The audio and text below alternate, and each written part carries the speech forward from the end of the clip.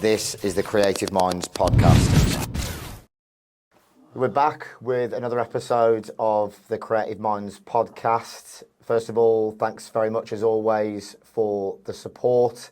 Any subscribes to the YouTube channel, always greatly appreciated. Obviously, we're an independent podcast. I know I keep harping on about it, but any support is, of course, greatly appreciated to keep us going and listening to my monotone voice as long as possible.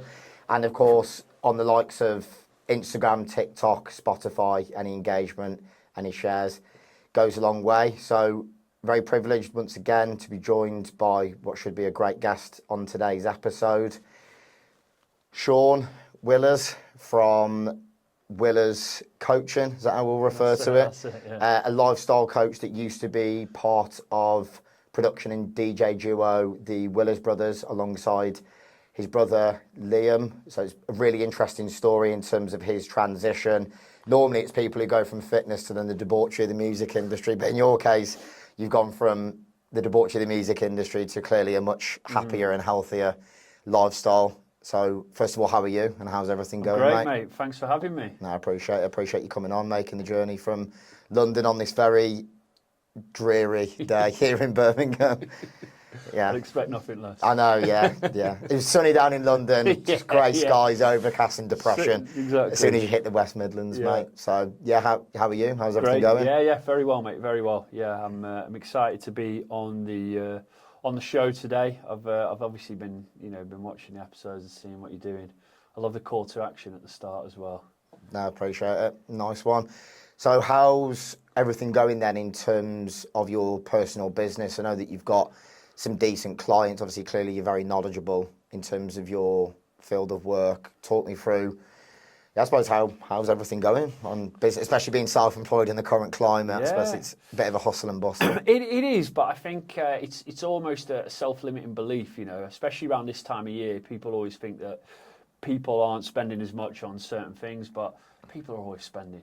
There's always money out there at the end of the day, and that's what I keep reminding myself. I just spent a couple of weeks in Dubai, and there's no depression now. I was going to say, there's definitely a few quid knocking about exactly. compared to walking through the streets of Digbeth. Exactly, I think it's a bit of a contrast in terms of the disposable income. Absolutely, yeah. But things are good. Yeah, absolutely, things are moving in the right direction. Yeah. Do you think a lot of that as well? I had a couple that go under the name Two Step, like a viral TikTok raver couple. But Dex is a PT, and we were discussing in terms of not just the knowledge, with you, we were discussing the 360 approach, not in terms of just fitness as a PT or dietary advice, but also the lifestyle aspect, everything kind of accumulating into one. Not just the knowledge, but obviously clearly you're good at marketing yourself as well. You've got a decent network from the music industry side as well as the fitness side as well.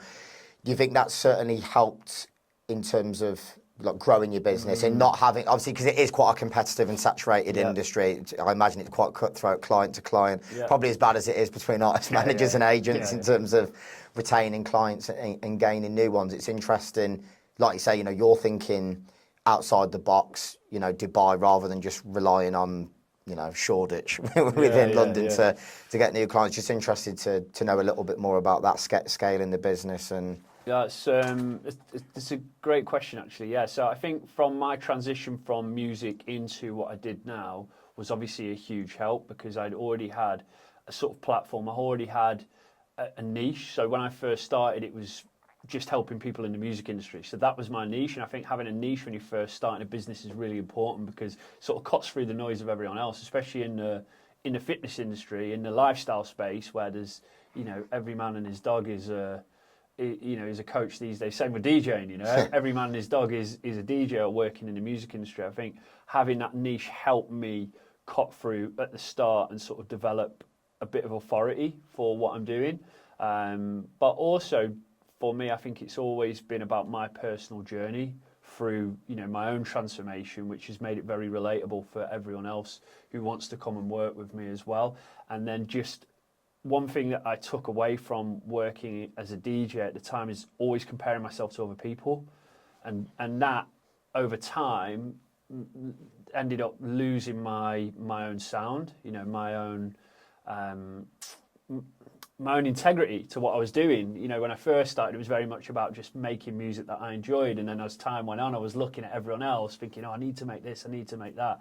And that ended up being part of I would say, my downfall. So when I started this, I sort of made a pact to myself to not worry about what everyone else is doing, you know, not focus on that, just being very true to what I'm doing and what I'm delivering. And like I said just a few minutes ago, is also not getting into this headspace of like, nobody's buying it this time because, you know, and stopping that limiting belief and just focusing on, you know, providing a good service. So yeah, I think that's definitely a big thing.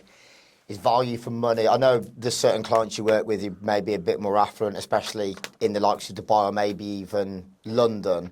But in terms of the service that you offer, it probably has been a bit of a realisation in the last few years that people can be very good at marketing, but then when you look at the service that's being provided to you and the amount that you're paying to that individual, you start questioning, am I actually really getting good value for money? Whereas clearly if the results are showing, and obviously the service that you provide across the board, it goes a long way. Even word of mouth nowadays, not even necessarily just the marketing aspect. People might know someone who's been with you and they'll speak and say, oh, actually, I had a really good experience. You know, I got good value for money. It wasn't just necessarily a transaction. It was like, oh, yeah, can you transfer me X amount? Yeah. And then not really there on hand to do what's expected. So it's definitely a big thing, I suppose just in business across the board. It's actually making sure you deliver in terms of what you're promising, rather than it just being straight financial transactions. The amount of people I've come across along the years who actually probably had decent potential, but they just get greedy financially, and then it ends up being one of the biggest downfalls. Of course, absolutely. And I think because I've been through the transformation myself, it's almost, you know, it is a personal journey to me. So I sort of understand where people are at throughout their whole process, and that makes me very much more like emotionally involved in it as well, rather than it just being like, come in and do this. It's not really that sort of a process. Yeah, definitely. Now that's interesting. So I think it makes sense chronologically to go right the way back then in terms of your upbringing. Talk to us a little bit more about where you grew up and I suppose how your upbringing was as well, and the journey that it took you to in the music industry. So I grew up in Macclesfield, me, three brothers. It was, you know, it was a rough time when I was a kid. We didn't have, you know, a lot of money. My mum was a single parent. You know, she was going through her own journey. I was like really badly behaved. Started drinking very early, and Why did you start drinking?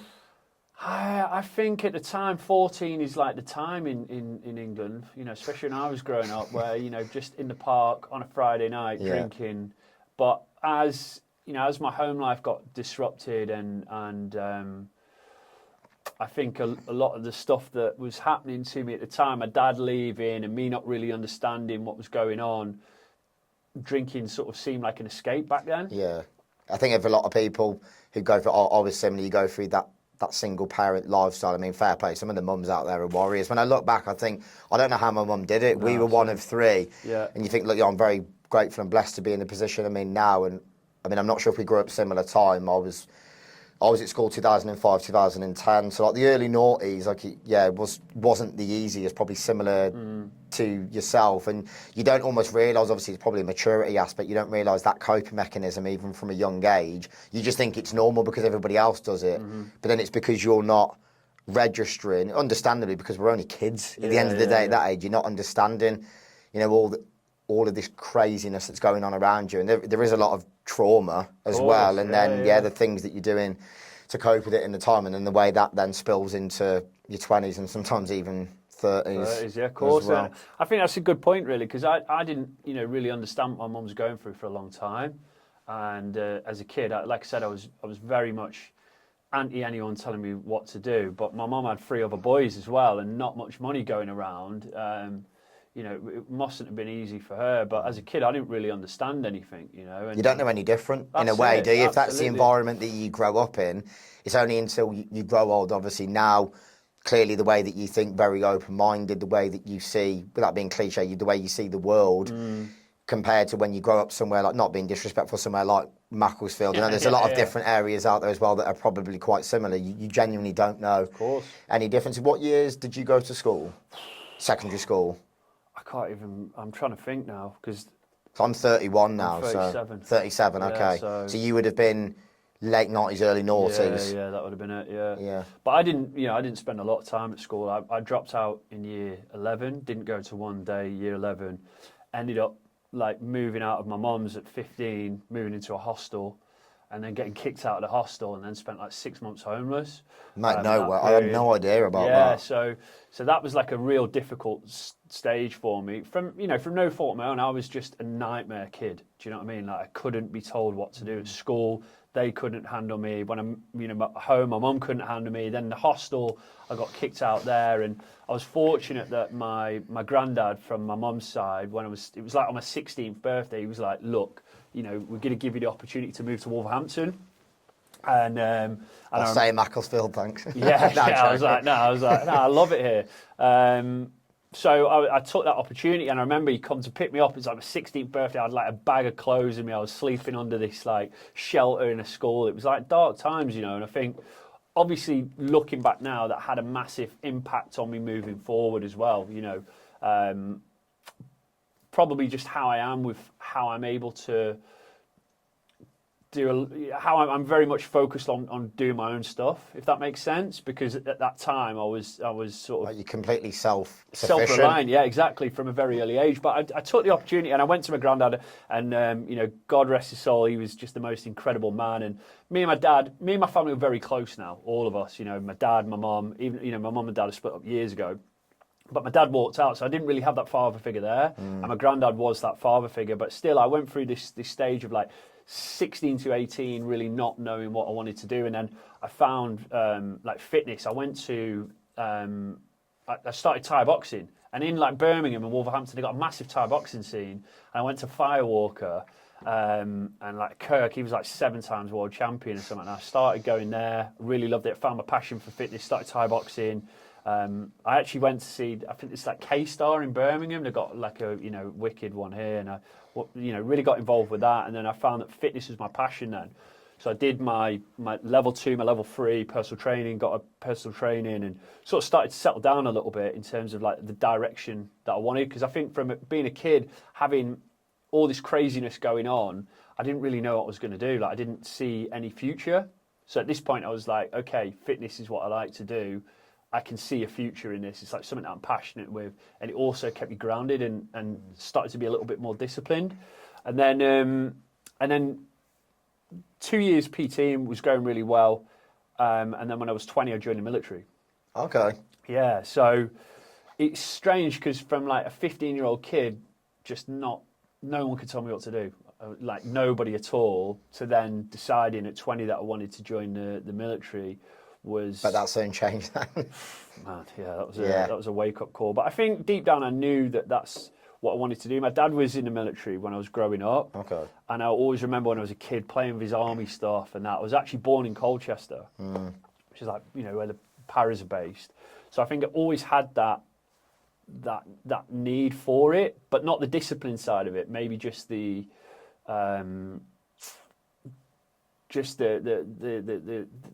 it's a difficult one actually. Just the fact of being in the military, always really inspired me. So I joined at 20, and that then sort of set the stage for me moving forward then, because I spent 4 years in the military, did Afghanistan 2010, like even through basic training of just being told what to do every day, little things like making your bed every single morning.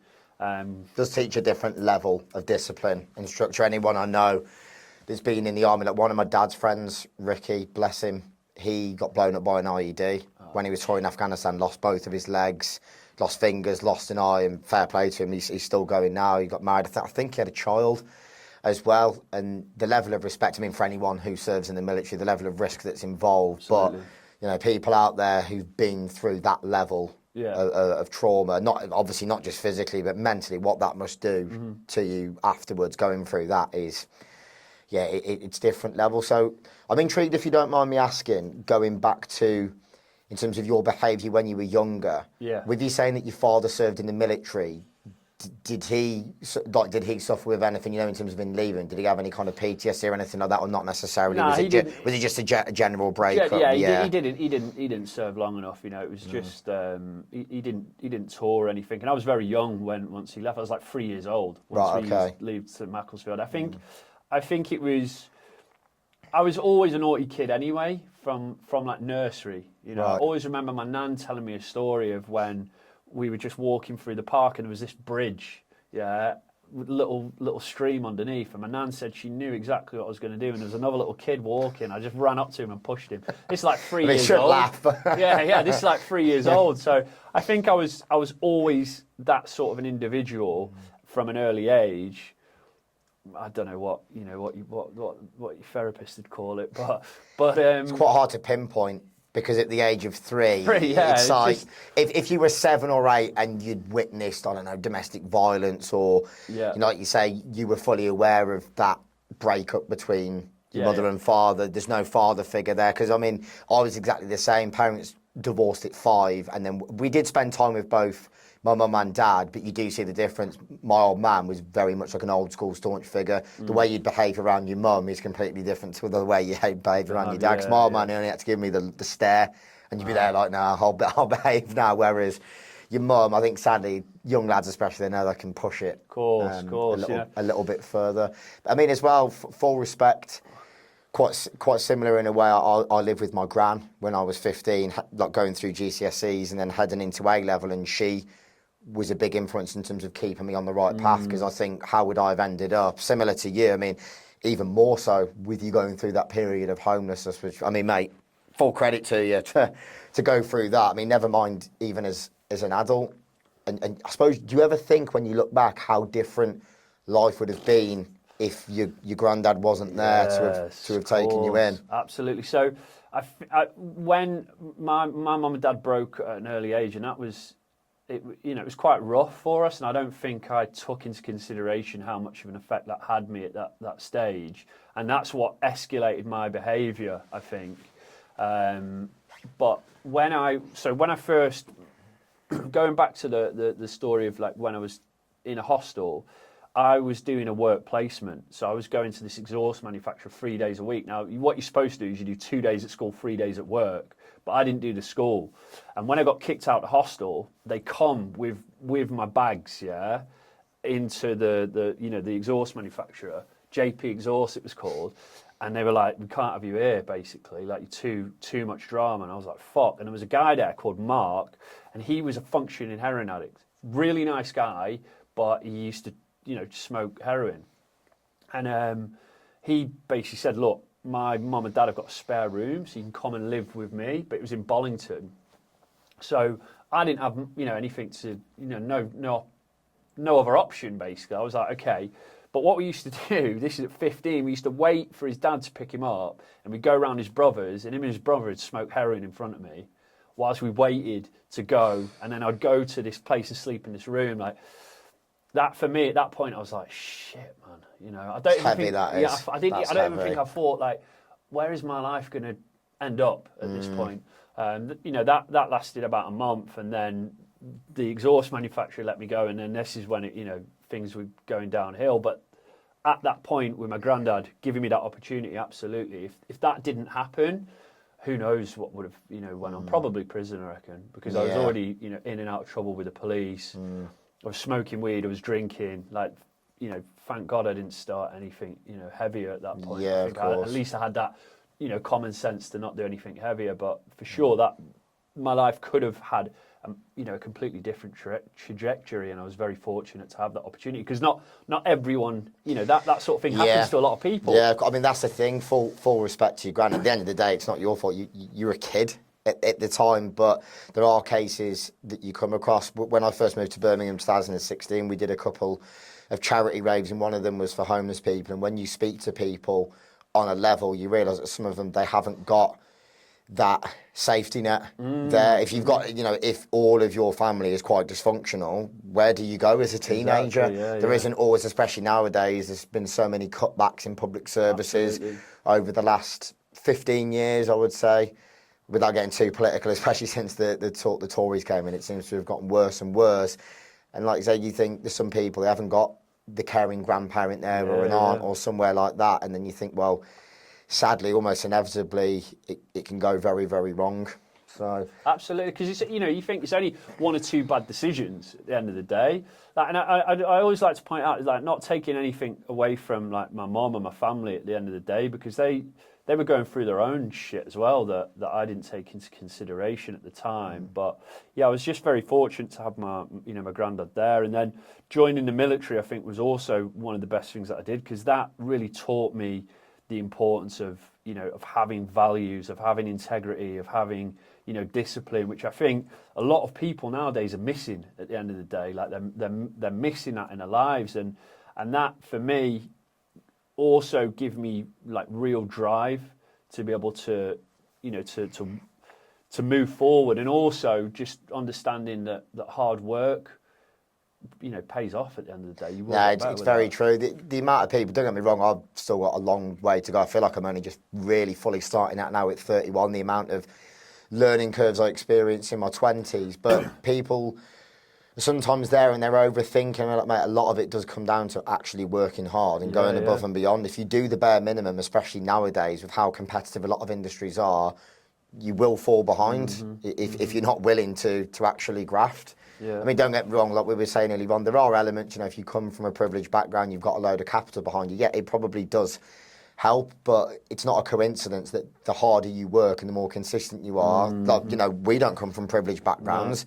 No. We've come from very humble working class backgrounds, been nothing handed to us financially.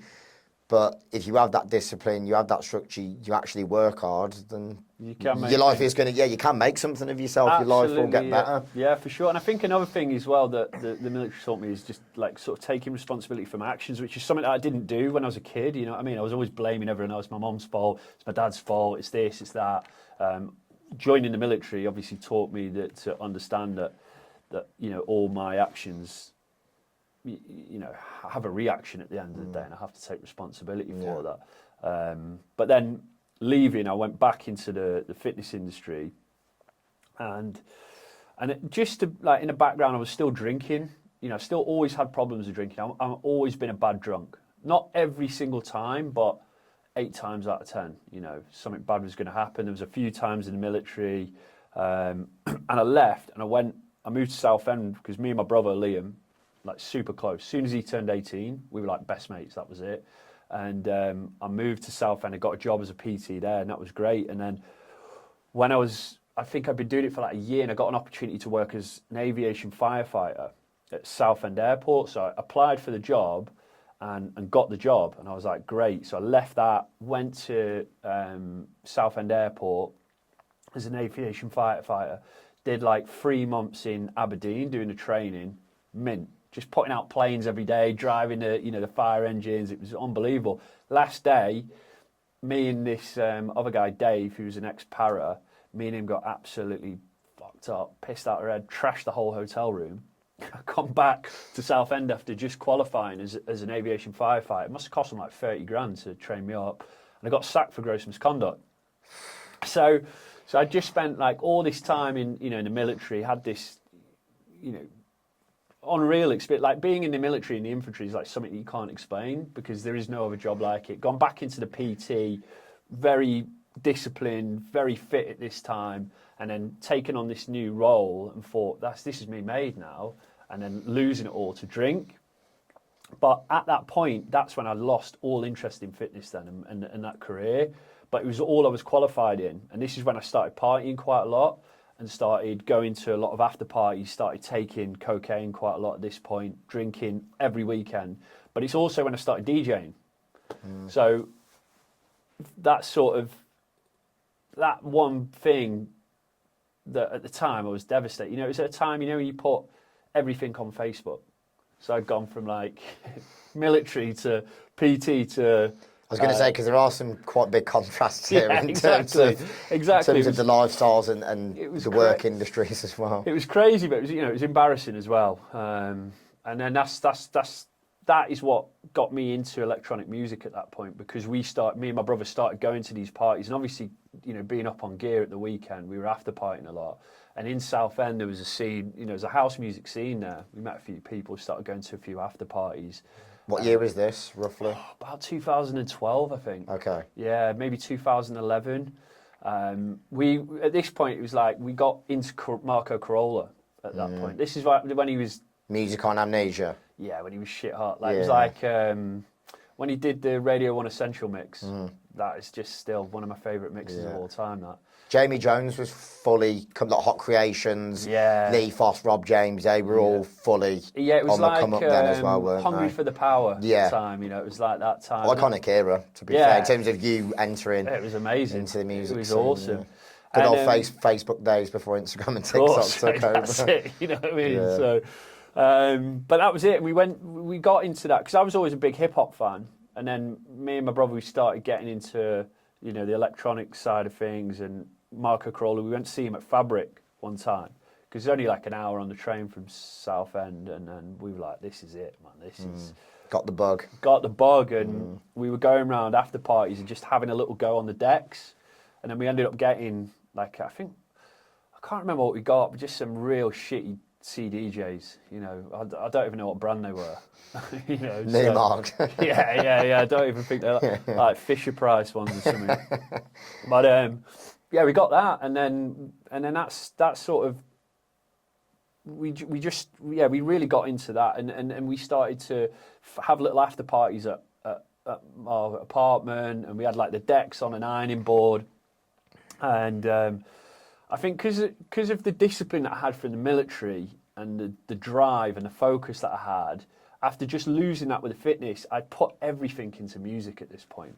And I was working at the University of Southend as like a health and fitness advisor, but there was nothing to do, because obviously students weren't bothered about... Because that era of students and freshers, it's the last thing that's on their minds.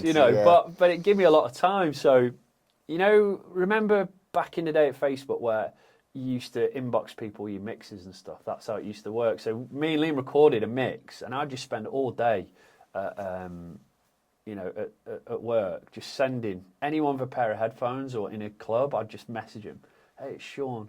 We'd already picked the name, the Willers Brothers.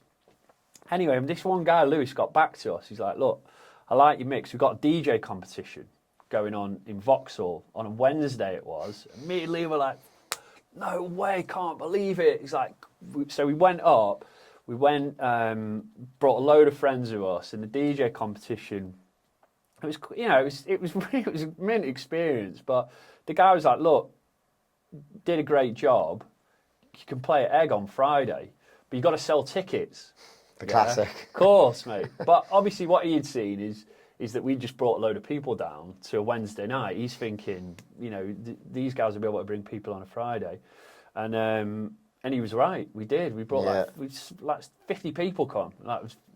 It's decent, to be fair. It's all right for some headline acts these days. Egg still is a good club, but back then, I remember going in 2016 when Matthias Tansman did Moon Harbour album launch party, and I think it was Sven Tesnardi, like just proper electronic music, and I think that was on the terrace. I think like Eric Murillo played there in the past. Obviously, like just amazing experience, especially that 2016 period. But I mean, in fairness, in terms of an introduction, you had a decent introduction to a nightclub. Do you know what I mean? I think we'd played like a couple of places before, like a couple of bars and stuff, but nothing, major. And we played the Loft. It was like November 2012.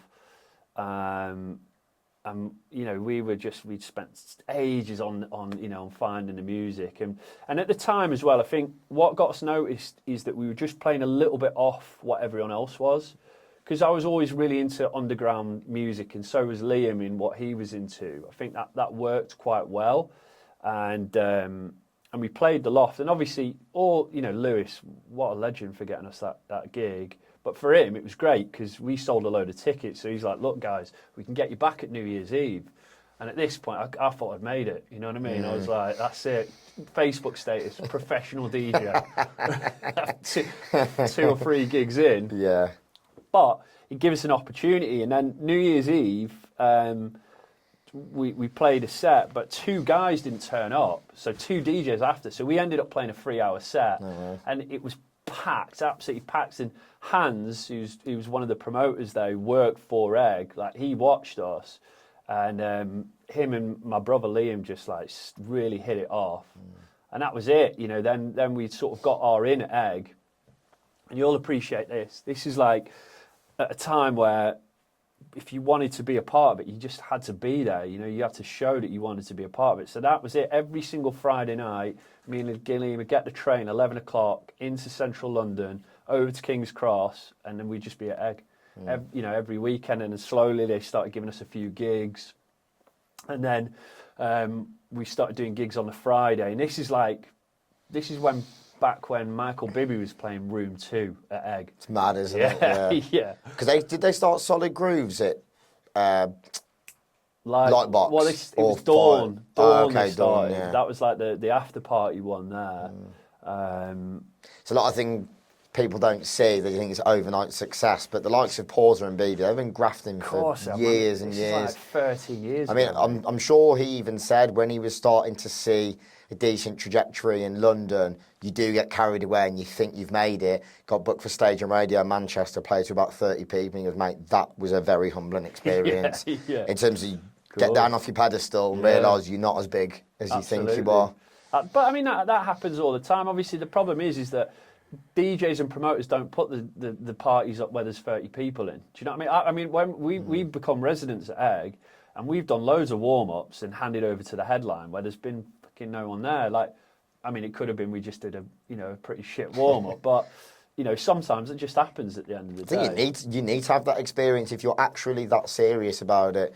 Even more so now in this era of TikTok, where people almost gain a bit of entitlement and ego straight away when they're first starting. As I'm not warming up, I'm not closing. So, like, in what world do you think that you deserve to be the headliner? Of course, man. Straight away, if you're actually that serious about it and you want to be a fully fledged artist, you should be cutting your teeth, going on the circuit, doing the warm up sets where you might only play to 10 people, because it does teach you a lot about how to read a room. And that's why, if I'm completely honest, there's not a lot of people nowadays that actually take seriously that are coming through. And doesn't bother me saying that, is if you're actually serious, you will play any set time that you're given. And I do get it. You shouldn't always have to be that guy handing out wristbands, handing out flyers, but there's a lot of ways to earn respect from promoters, nightclub owners, to show that you're actually serious and you want to be involved in the scene and in the industry. I do get it. DJing, it should be a profession, and I think sometimes people don't always treat it and see it as that. But yeah, just the unwillingness at times of people actually wanting to graft and doing whatever's necessary to get to where they need to be, few and far between. But I completely get it. But for me and Liam, I loved it. I loved the grind, handing out flyers, trying to get people to come and watch. Me and Liam would play any set. Like at Egg, we would play always the warm-up set, and then we'd play the closing set on the same night if they asked us. Like, we didn't care.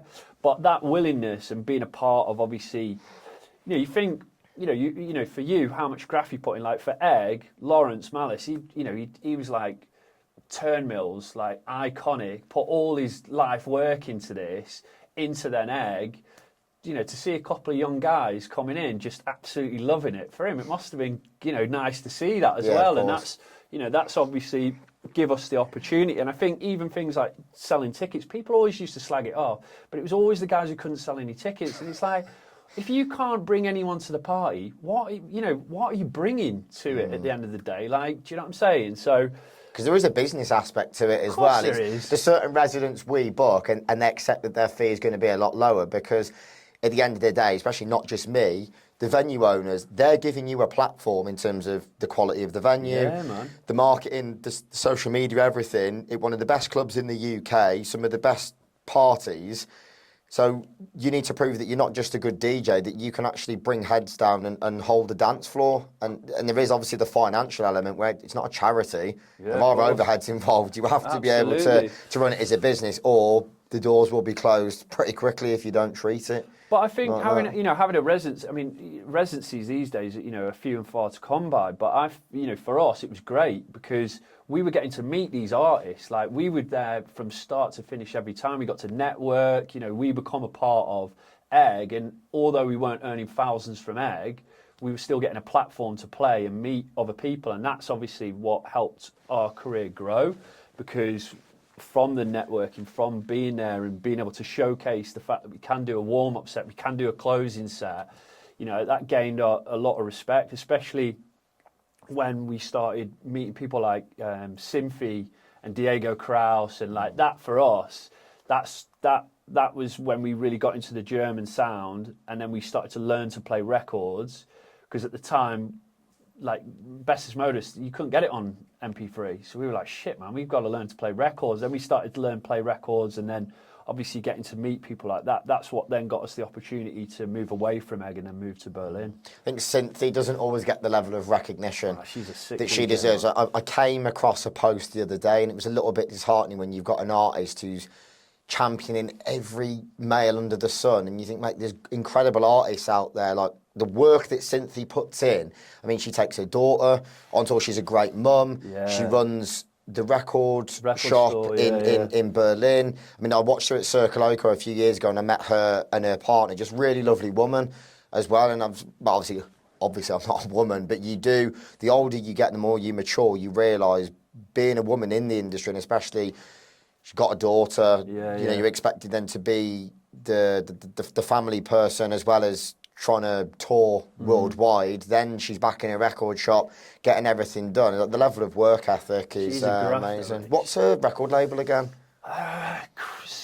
Symphy Crystals or something, is something like that. I remember Toe Man releasing on there a few years ago. We Are House. We Are House, so that was me and Symphy set that up together. Oh, no way. Yeah, but then what? Great research on my part. Yeah. We'll edit that part out. But Toe Man at the time, like, that was obviously an in for him. He's a grafter as well, he is. But then what happened is we'd sort of run our time at Egg. We'd played there every single weekend. This is when we'd done back-to-back with Kind of Music. We were doing the radio there.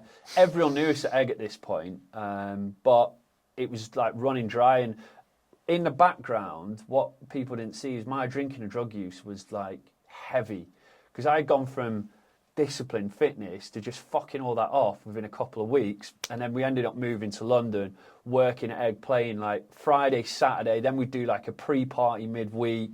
We had like some apartment in Old Street, not flashy at all, but it was like after party central there.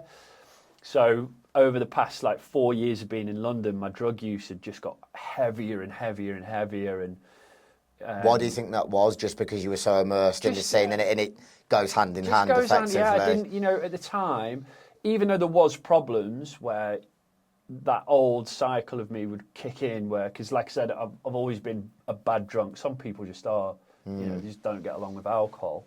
Certain things had kicked in. Liam was the only one to see this, because me and him were, playing together. But I think it was just being thrown in the deep end of it all, and not really taking any consideration to the cause and effect of partying and lack of sleep and doing drugs all the time. I think I just let it get away with me. And then when we left Egg, we basically started working with Symphy. We played a gig at Griesmuller in Berlin, and I remember the first time I went to Berlin, I was like, this is unreal. Like, this is where we need to be. Everyone's playing records. No one's on the phones. Just the music is just sick from start to finish. Clubs aren't closing. And Symphy got us in with Watergate.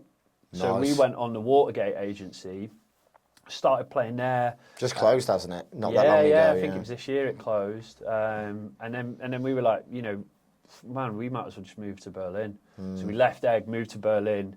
And then that first year of being in Berlin was like a dream. Yeah. Like, it was just, we were getting guest list at Berghain. We were playing Watergate. We you do look a bit German, so it probably helped when you get into the door. I had a moustache as well. Perfect, mate. Whereas, I don't know, to be fair, I've got that Aryan look about me. Might let me in, but I've heard it's quite harsh. It is. But I mean, just the clubbing scene over there was wicked, and being around people like Symphy and like Diego Kraus and just the whole Watergate scene, we felt a part of it, you know, for a very small time, and in such, you know, in just a few years, how it had progressed as well. Do you think it was a double-edged sword in a way, though? On the one hand, it was a great experience, but I have heard first-hand accounts of several people who live in Berlin, the fact that it almost doesn't stop and clubs will be open in the week enables your behaviour to a very dangerous extent. Yeah, it fucked me. Like, basically, so what happened is that first year was, you know, dreamy, but things started getting really heavy. Drug use was getting even more, and then I started relying on the gigs to get by with, you know, with my drug use. Then at that point, me and Simply fell out. Watergate kicked us off the agency. Then we just started taking just any gig. You know what I mean? And in Berlin, like, that's not. It's not really the way to go. It's not the way to go. You know, No. you've got to treat it as a profession, which is what we stopped doing. And then we went on with Piv, which, you know, love them guys as well. But same thing happened. You know, I was just getting too fucked up all the time, causing drama, not really any consideration for anyone else, and not treating it as a business. You know, I was just treating it as one big party. But then we started feeling the pressure, because now we're like, you know, we was on an agency, we didn't have any other income. There's two of us as well, and then we started feeling the pressure of, like, you've got to make music to get the gigs to pay for my habit, basically. It's no longer an enjoyment, is it? Nah, When it's there's good aspects of pressure, but when it's intrinsically linked to drug use and even just surviving financially, you've still got bills to pay, of course. and you've still got overheads, and then you're taking gigs that you don't particularly want to pay. I can imagine it's a very vicious cycle. It was rough, man. It was, you know, it got worse and worse and worse, and Why do you think it got worse, or at what stage, you know, in terms of not just the weekend, but even in the week? What do you think it was? It was just an accumulation over time. It just naturally snowballed. Yeah, I think it was just accumulation of over time and having no self-awareness and taking no responsibility for my actions at the time, you know. I think that the problem is that I had no routine, no structure. It was very much party, play at the weekend, and then the week just see what happens. And then slowly, gradually what happened is drugs started coming into the studio, which then meant I was partying at the weekend and getting on it, recovering for a few days, going in the studio because I felt I had to, but then drug use was happening there as well. So, you know, almost was just like a cycle that I couldn't escape because I didn't see a way out. But the reason why that had happened is because I'd sort of allowed it to, you know. I think looking back now, what I should have done is, as I started as a DJ, maybe looked at it more as you know, as a work, as a business. And like you were saying, it's fine, you know, at the weekend to have that, but making sure there was structure in the week. Whereas I'd just gone, see you later, fitness industry, and then gone straight in heavy from the start. And, you know, 8, 9, 10 years later, you know, it soon catches up on you. Nah, I can imagine for sure. If you don't mind me asking as well, would you say, because were you and your brother both heavy on the party, and so it was almost like there was no voice of reason there to say pack it in? It's kind of, I've been there before as well. It's not me blaming you or you blaming your brother or anything. It's like, you know, you both, especially when you're brothers, you can be menaces and be like, there's no voice of reason. You end up inevitably enabling one another's behaviour. And mate, I've been there and I've spoke openly about it. I'm certainly no angel. I'm not going to take the moral high ground or preach to anybody. But when I was on tour, I hated it because I was in that environment where you're kind of the middleman, you're always partying, and people don't see that you're hopping effectively from country to country, city to city, club to club. Whereas some of these people, they have structure and routine, they might have a career in finance or something away from music, whereas that's their time to party. Whereas you're just doing it time and time again, the sleep deprivation, the come downs, the hangovers, everything else, and it just got to the stage where, like I say, you're obviously not going to be eating well, you're not really going to be training because you feel exhausted physically and mentally, and it just got to the stage where I was like, I don't enjoy this anymore. I think there was one weekend I got 6 flights internally in 2 days in Italy, and you're sitting alone having dinner in like rural Italy, and on Instagram the perception you're living the dream. You're not, mate. Nah. When you're in these hotel rooms and you're away from like friends, family, sometimes you actually just want to be at home and have those home comforts. Whereas, you know, don't get me wrong, there's probably DJs out there, if you're earning 5, 10, 15, 20 grand a gig, I suspect it probably helps cope with those things. But, you know, especially when you're on tour, doing tour management, things like that, it can be a pretty lonely place. And even artists as well. There's a lot of artists who, so you were part of a duo, you had your brother there, but even sadly, and it has been publicly noted, you know, Chris Martin has taken a step back. Now, obviously, Steve's just going to do the touring by himself. Obviously, it's not for me to speculate on why that is, and a lot of it is probably just exhausted. If you've been touring for 10, 15, 20 years and you haven't stopped because you're at that level where probably an element of ego where you don't want to step back because there's healthy competition between certain people, but there is a lot of artists out there, if they don't earn big money, they don't have tour managers, they can't take their partner or their kids away, and you do spend a lot of time alone in airport waiting rooms in unfamiliar environments in hotel rooms, and it is very isolating. It probably is that heavy contrast as well, where you go from being in such an intense, heightened environment in a club, and then bang, music's off, back to your hotel room. I can imagine it must play havoc at times with your mind.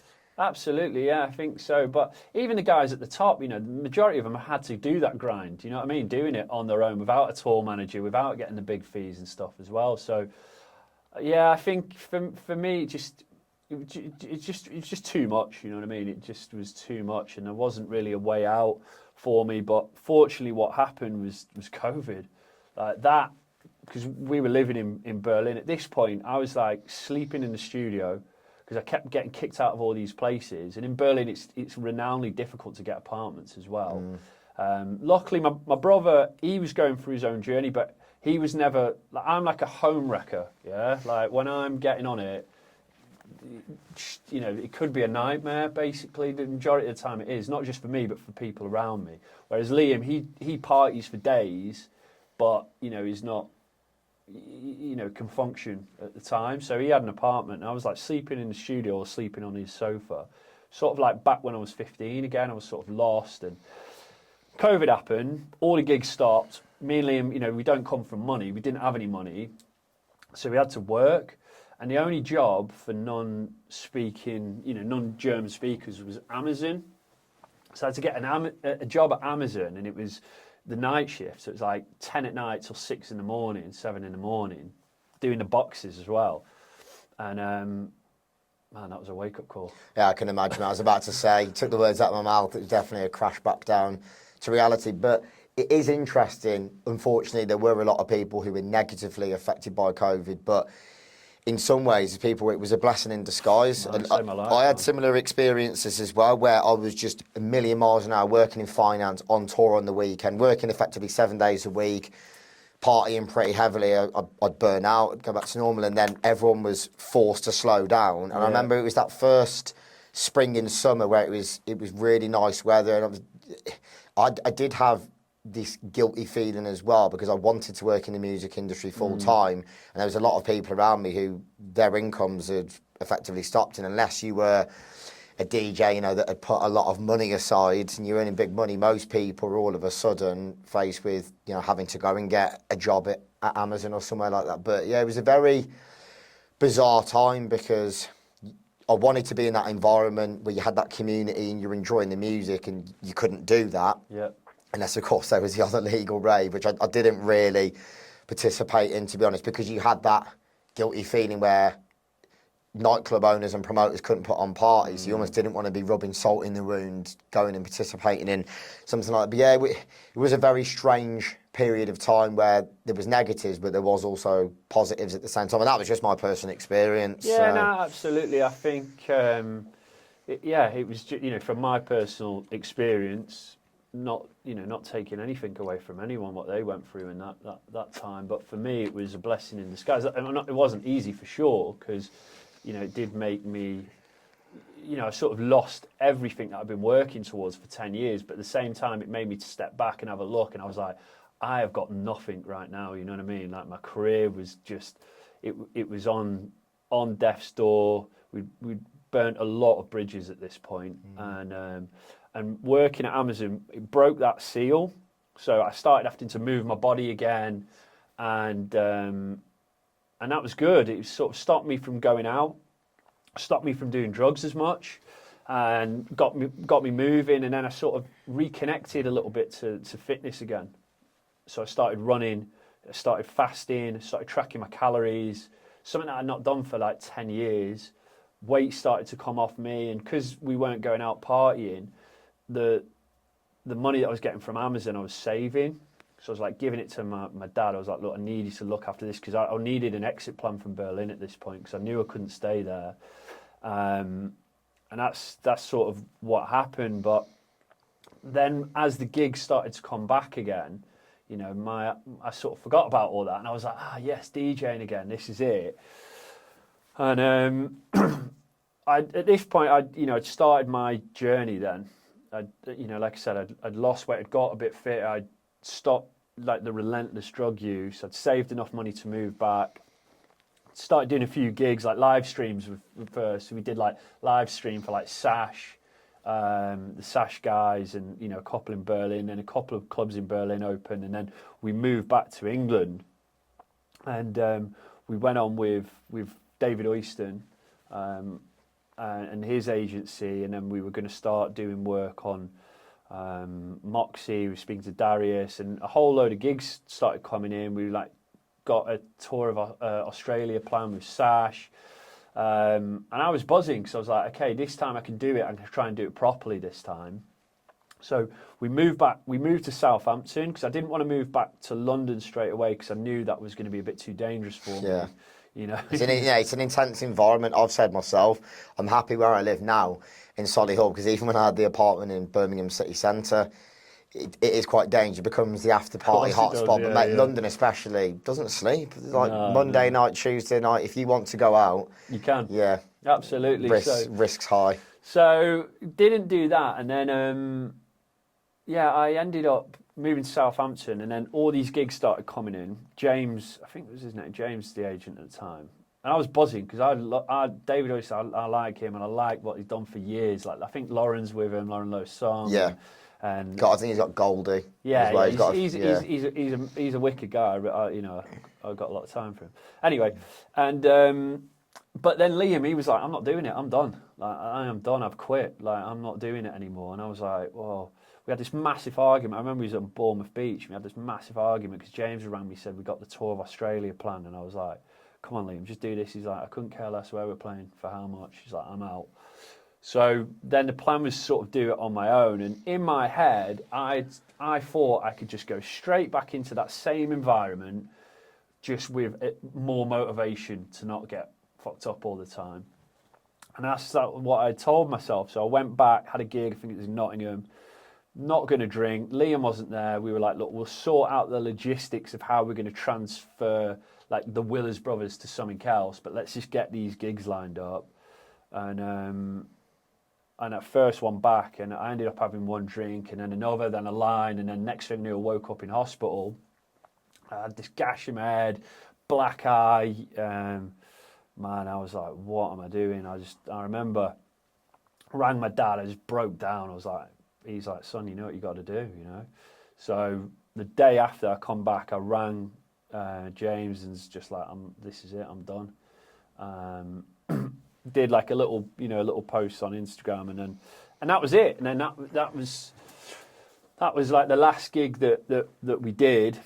And at the time it was difficult, because obviously you've been working towards something for so long, and we never quite made it. Do you know what I mean? Like we made it so far, and I'm blessed to have the opportunity to have done what we did. But at that time, there was still so much more that we hadn't done. But it was either that, or I keep risking, my life. At the end of course. Day. Yeah. And do you wish that things would have turned out differently, in terms of having the discipline back then, still being able to do the music now, or you just quite happy and content with what you achieved, and you just think that was just a chapter in your life, and you're happy personally now with what you're doing? Yeah, that's that one. I'm obviously I could have made better choices, but I'm so grateful to have had the opportunity to have played at so many amazing places and meet so many amazing people, and and not everyone gets that opportunity at the end of the day. And I think that people overlook that, and I think that this is sometimes the music industry. It's like you let your ego go, but you think people have put so much into building what it is now, and just to have that little piece, especially in Berlin, was incredible. But I'm really thankful for where I am right now as well, and I wouldn't want to change that for anything. Yeah, definitely. I've thought the same as well, where some people, they love touring, but just who I am as an individual, it didn't suit me. And I don't think there's anything that would have changed that. I'm quite OCD. I like my routine and structure, whereas even if you are disciplined, there isn't really much of a structure in that life. You're on different time zones. Even if you're sober, you're still in a nightclub till 5, 7 a.m. like most of the time. So, no, I'm exactly the same, mate. So, was it from there then, post-COVID, that you started Willer's coaching?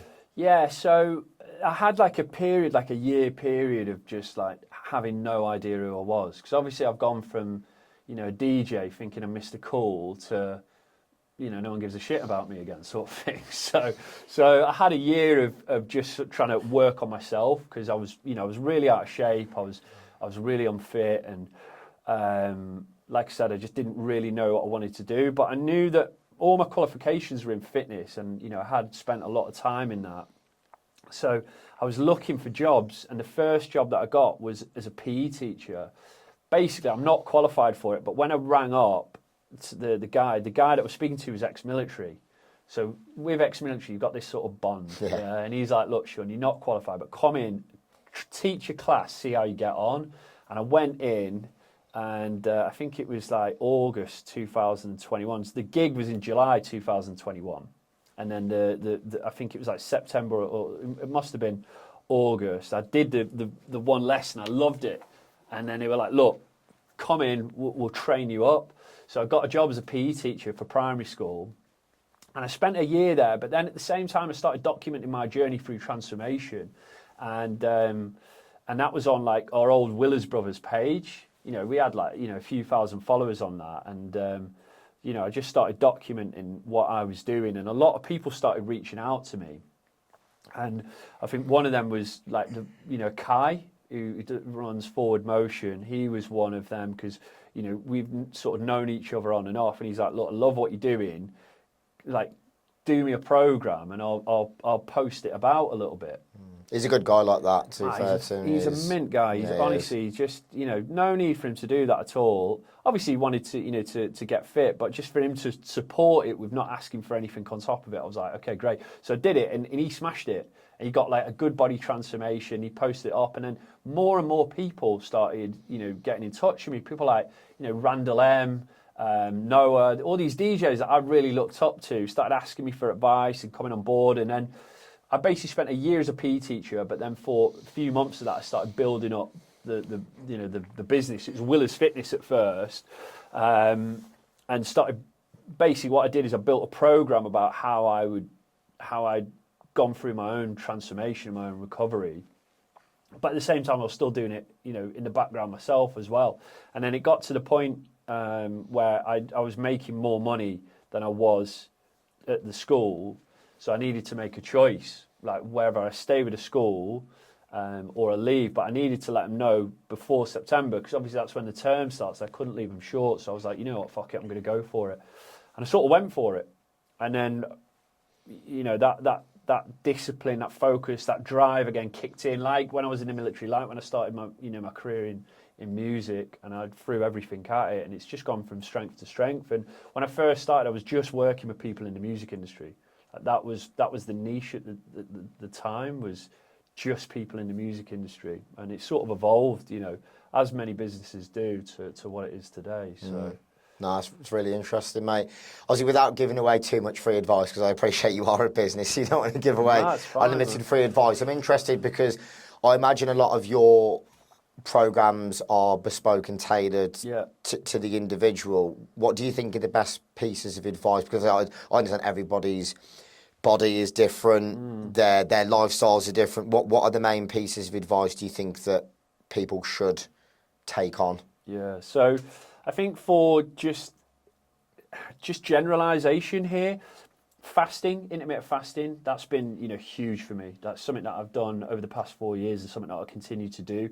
Few reasons why that is. Firstly, it just gives you ultimate control, and that's one thing that I didn't have, especially when I was, really heavy on my drugs and in the music industry. I had no control. So fasting has really brought that back, and it also has incredible health benefits as well, especially with gut health and blood sugar regulation. So that would be the first one. Second is just move your body, exercise, man. Like, so it's crazy. So many people just don't do anything at all, and that is, again, not just for how you look, but how you feel. 100%. Like, getting up in the morning and doing a hard workout makes the rest of the day seem easier. And then focus on what you're eating as well, because if you're eating shit all the time, you are going to feel like shit. And if you feel like shit, you're going to make bad choices. If you make bad choices, then you're not going to be moving towards where you want to be. And then lastly, I mean, I'm 2.5 years sober now. Just give up drinking. Honestly, I don't feel it serves any purpose these days. Now, I know that's a good hook, right? And a lot of people are going to, argue with me, and that's fair enough. But when I stopped drinking because I had a problem. I don't drink anymore, not because I had a problem with it. I see no value in it anymore, for me as an individual. But I know that's not for everyone. So at least limit your alcohol consumption, or make sure that it's within control. At the end of the day, if you're waking up regretting what you did, then maybe it's not for you, or if you feel it's creeping in a little bit too much, then get a handle on it, because it is probably holding you back from from where you want to be. I think they're good points, and to be honest, I think people sometimes overcomplicating it. It's about stripping it back, taking it back to basics and the fundamentals. You combine all those and you're consistent with it, you will see positive changes over time. I mean, don't get me wrong, you're in much better shape physically compared to me, but it is little things like sometimes I won't eat until 3-4 p.m. and I have noticed a positive difference in terms of that, in terms of how I feel. Not then carrying excess weight, doing calorie deficits, whereas before, like I say, sometimes your unhealthy choices then have a knock-on effect with other choices you then make. But yeah, it's even things like going to the gym, working out. I mean, sometimes I'll do an hour a day, 4 or 5 times a week, but it's even the way it makes you feel mentally, not just physically. Obviously, yeah, it's nice to, have a bit of size, or just not be overweight and not look and feel unhealthy, but it is definitely the positive mental impact Absolutely, that it has as well. And I think that has an impact on everything else you do. I think, like, when I look back at my own journey, when I was in the music industry, I was out of shape. I was eating shit. I wasn't sleeping. I was doing drugs all the time.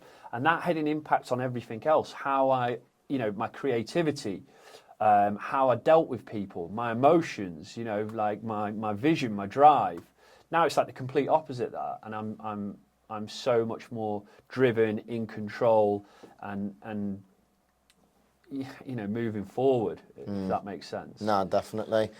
I'm interested to know then, because obviously clearly there was a lot of positives and great memories when you and your brother were part of the Willers Brothers. What were some of the standout moments that you look back on, with pride? Obviously Watergate must be up there for sure. Playing Andre Galuzzi's party, Vine Lonely. That was the first Vine Lonely set we played. Pressure at Watergate on the on the waterfall. That was pretty cool. Just seeing my name on the big billboard on the side at Watergate, like, a few times. That was a big one. I think biggest standout moment for me.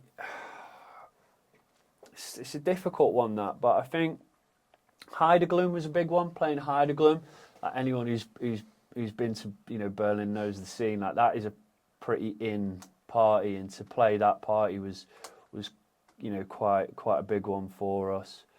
Did you play Fabric? Never played Fabric because we were with Egg. So, of course. So there was bit of whole politics there. If we had done that, Lawrence had done that. There was places like Fabric we would have loved to have played. I think it's such a cool place. Terminal would have been a great one as well. Like, that's always wasn't involved then, so I can't take that was any always flack a big one as well that that we wanted to play. But I think the standout parties were always the Berlin ones. The Watergate one, playing at Trezor, playing at CDV.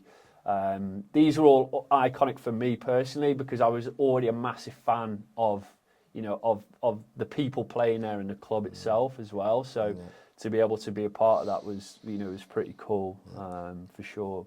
I'm interested to know, especially with what you mentioned before we came on about the fact that there's certain conversations you can have, especially publicly on a podcast with people about the music industry, but because they're still within the four walls of the music business, they won't give a full, honest and open account of their opinion on what the music industry is really about.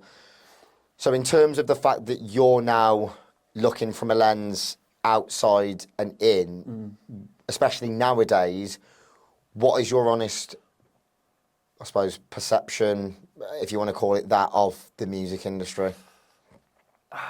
I mean, as a look, it's an incredible industry. Like, everyone who is involved in that is so privileged to be a part of that, because there is millions of people on the outside who want a piece of that. So the industry itself, I think is a fantastic thing, and it's exciting, and it brings a lot of value to a lot of people.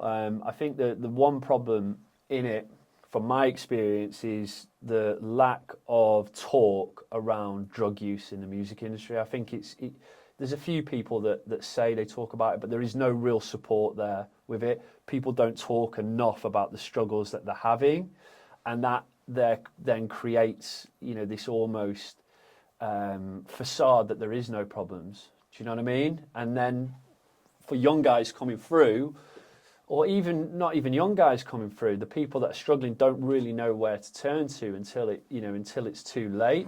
And I think that is a shame. And there's obviously also not a lot, but there's one or two big DJs who openly glorify drug use and party I'm not a fan of that. Neither am I. At all. It's like, I party, but it's as part of like a balanced lifestyle. It's because I genuinely enjoy it, but obviously you have to rein it in at times. And obviously there's learning curves I've been through, particularly in my 20s. But there was an artist not that long ago who literally, their whole personal brand in marketing revolves around glorifying effectively substance abuse, whether it's alcohol and especially drugs. And what irritates me is when people take the mental health stance and push that narrative on one hand and then on the other. And I'm like, well, you've just completely contradicted yourself. You cannot speak about that. And, even when sometimes you come across people who they're still living that lifestyle and then they'll claim to be this wellness guru. And I think, well, you're not in any position to be talking about that. And there was an agent not that long ago who approached me to book this artist. And I said, well, it contradicts everything we're doing. When we push, rave safe, when you come to the club, please be mindful of your behaviour. Don't just treat it as abusing your body because it's not healthy for you. And to be honest, it's not good for us as a business either. If you're taking it too far, then it's not good. And I just think, well, it goes against what we're trying to push as a club. And I'm exactly the same. Yes, if I have a party, but I will never try and push that either publicly on social media or to anybody else. I'll make my decisions because it's my life. Absolutely. If you want to do that, then that's fine. That's your decision. But when especially people who are quite young and naive, consumed by social media, and they think it's just one big joke. Trust me, it's not a joke. Nah, there's probably, once again, I'm not glorifying it. There has been fun times, but there is other times as well where you take it too far, and it's definitely not a joke. Yeah, I think it's the lack of integrity, I would say, in the industry. Now, again, I don't want to generalise because there obviously are. I'm like a one-off, basically. Like, most people can just go out and have a good time. But I think the problem is because no one really speaks about it, then the ones that are struggling do get left behind. And I think that is something that really should change a little bit, because at the end of the day, drugs are illegal for a reason, you know what I mean? Like, whether you like it or not. And I think if you misuse them, you are going to have problems, maybe not straight away, but later on down the line. And I think it's something that needs to be talked about, or at least people need help with that a little bit more. Yeah, for sure. What would you like to see change, even though, I suppose in some respects you are still involved in the music industry, certain clients that you have, obviously certain relationships and friendships that you still hold. What would you like to see improve? I'm assuming that's one of them, actual more help and advice. There was a young girl I came across not that long ago, and I think she's actually quite well trained and versed in that world, which, to be honest, there are certain things you can know about naturally, but there is surely still an element of like knowledge and training, especially if you're going to be advising people as well, that they need to know about. What would you like to see improve across the board? I think people just being a bit more honest about their experience. I think that would help a lot of people at the end of the day, especially guys that are coming up. I know obviously it doesn't play into the PR role, but I think just a little bit more integrity and honesty about the downside of doing it too often would probably help. And then maybe just a little bit more space and signposting for where people can go, rather than just therapy or AA or rehab. It doesn't work for everyone at the end of the day. It didn't work for me. It didn't work for Did you go through a couple of those I avenues went at for first? therapy for a long time, and AA and NA, I rinsed them as well, and they didn't work for me as an individual. But also at the time when I was in the music industry, I didn't know where to turn. I didn't know who to speak to. I couldn't speak to my manager. I couldn't speak to my agent. There was no obvious signposting. There's no community around, it at all. And I think it's a really good opportunity for that to happen, because now alcohol-free partying and alcohol-free drinking is, it's being pushed at the end of the day. Yeah. Like, there is a... Yeah, I think just coming back to the whole, sometimes the mental health narrative, which I know in some respects it is a clear positive that there's a lot more discussions in all walks of life. I know there's footballers who, you go from being the guy on a Saturday and a Sunday who's playing to tens of thousands of people, scoring goals, all of a sudden your career ends and you go from earning X amount of money, you're the guy that everybody wants to know, and then all of a sudden it is a very, big reality change in a negative way. And there is a lot more positive conversations, but it still feels like at times there is this massive contradiction. And when I first came to Birmingham, there was a group that I was heavily involved in, and I had to remove myself from that environment, especially when I was working in finance, because there's only so long you can get away with, coming into work late. And I mean, to be honest, I was actually still performing at work, and sometimes I don't know how, but there's only so many excuses you can bring up, and you think, well, if I'm in that environment, nothing's going to change. And you'd have the same people that would stay awake from Friday till Sunday night. Obviously, then you'd be sleep deprived. You would be effectively in the horrors, come downs, hangovers, and then they'd all be in WhatsApp chats and saying, "Oh, we're all there to support each other." And I'm like, "Yeah, but you are and you're not, because you're all then going back to square one on the weekend and enabling one another's behaviour." And I'm not being patronising saying that, but there surely needs to be a realisation at some point that nothing is actually changing. Yeah. It's all well and good saying, "Oh, it's okay not to be okay," and this and that. Well, it is, but if nothing's going to change, then is it okay not to be okay? It just seems like at times it's a bit of a lot of contradictions, a bit of a facade. It's a lot of. It's the same with any. I always know it's always the same people doing the same. If it's a political thing, it'll be the same people putting the same things up. It's the same in a man. But there's no intention behind it. Do you know what I mean? There's just a few posts on social media. Clout chasing. For social media exactly. And I think that's what it effectively. is with a lot of like the mental health space in the industry. For a lot of people, they're just jumping on the bandwagon of doing it because it gives them a bit of clout. But then there's no intention behind actually making any changes, and maybe they've not been through it themselves to really understand what it's like neither. Because I'll tell you, man, doing gear 4 days on your own trying to make music is. Brutal. It ain't a nice experience, you know what I mean? No matter how hardcore you are with drugs, like, that's a sad, sad time, And once again, I do appreciate there's elements where if you've had, say, childhood trauma or any other kind of mental health problems, it can be intrinsically linked where the alcohol, the drugs, it is used as a coping mechanism. And to be honest, I was there, especially in my late teens, early 20s, there were certain things I hadn't addressed, whereas especially during COVID, I'd addressed them.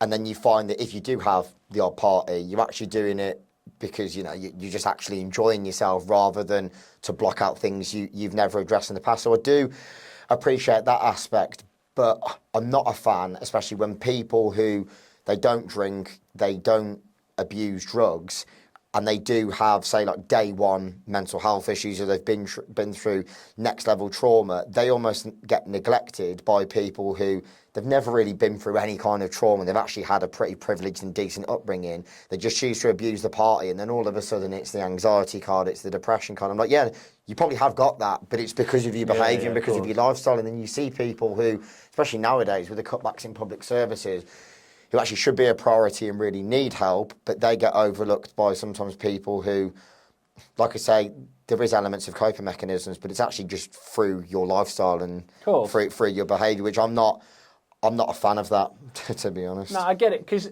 for me it would have been very easy for me to blame. Like I've been homeless. I've had not a privileged upbringing. I've been to Afghanistan. Like these are classic. Which I do understand that. Of course, yeah. but for me, using that excuse as a reason to validate my drug and alcohol use wouldn't have got me anywhere at the end of the day. I think a lot of people just need to take responsibility for their actions, and I think what happens is that people get to say where I was, but like I didn't start drinking at the start. I mean, maybe when I was a kid, but it just got worse and worse and worse because of the actions that I was taking, because of the environment that I was in.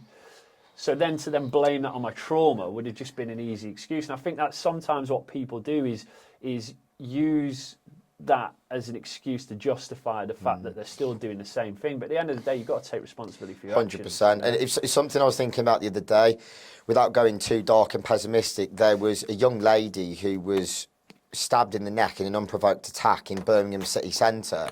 And obviously there's this whole conversation around, like men on women violence and domestic violence. And I'll be honest, growing up, there was a lot of things I saw, and it was like linked to like my granddad's behaviour, my father's behaviour.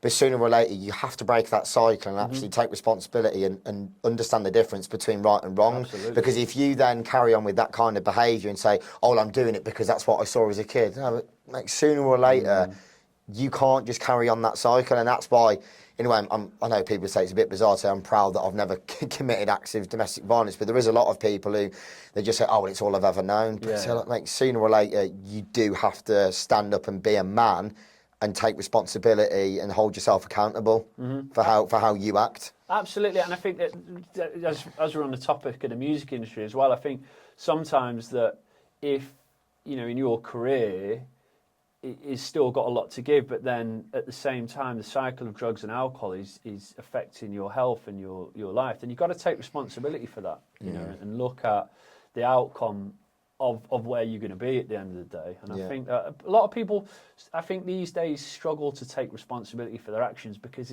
it's hard to look yourself in the face and say, you know what, it's me causing this problem right now. And that for me was, one of the hardest things that I had to do, leaving the industry, looking myself in the mirror and just saying, you know what, I've got to take responsibility for this. But, ended up being the best thing as well. Oh, that's what I was about to say, even though at the time, probably is quite difficult. And I'm sure Tyson Fury said exactly the same. He's like, I was the heavyweight champion of the world. I had millions and millions in the bank. But at the end of the day, I was just a bare bum in a shower. Yeah, and it's only when you're by yourself in that environment, and you can be that, male or female in the outside world, and you can create that perception, and you can almost fool everybody, especially with social media nowadays. You see a lot of people who they create the smoke and mirrors and act like they're this great individual, but there's a lot of people I know, what they're actually like away from social media. And I don't buy into all the nonsense, and for a lot of people, I just keep them at further than arm's length. I've got no interest in being involved in what you do. And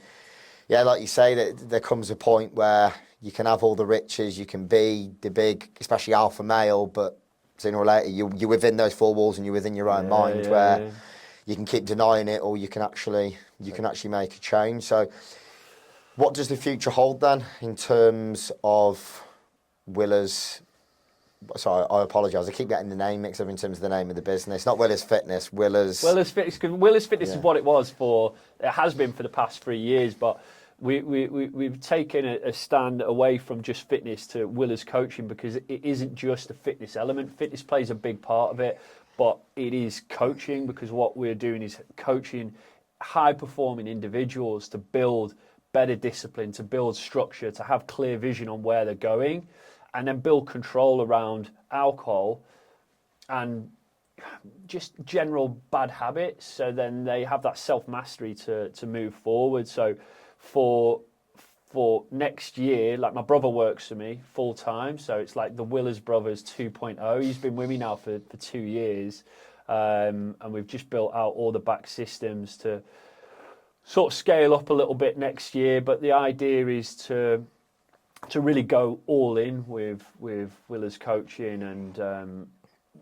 what we're working with now is a lot of really big high performers who are operating 6, 7, 8-figure businesses. We've got official CrossFit athletes in. We've got Radio 1 DJs. We've got lawyers involved. And what we want to do is just help provide the best service that we can to help people that not so long ago, man, I would have never crossed paths with. So. Maybe a lawyer, but for the wrong reason. Yeah, exactly. Yeah. So. No, that's wicked, mate. So where's the best place people can find you on social handles? Yeah, Instagram, Sean at Willers Coaching, or just type in Willers Coaching or Willers Fitness. You'll find a lot there. But Instagram, and we say this to everyone as well.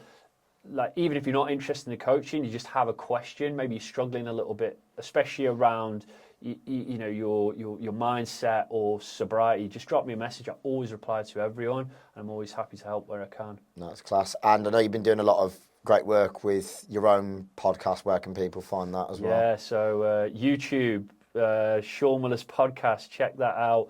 Subscribe, like, share. Going to see your boy Callum on it soon for sure. So. Appreciate you coming on, Thanks, mate. bro. Thank you very much. Nice one. Appreciated.